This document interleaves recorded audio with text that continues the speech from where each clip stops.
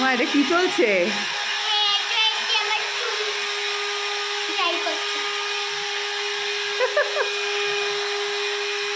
বাবাই তুমি তো ভালো একজন মানে ইয়ে পেয়ে গেছো। হ্যাঁ তুমি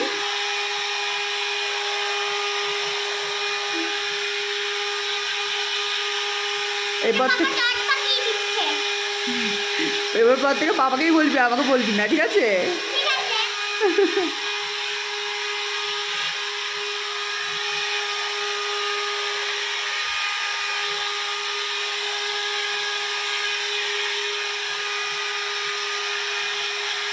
বাবা পুরো স্যালন চলছে, স্যালন।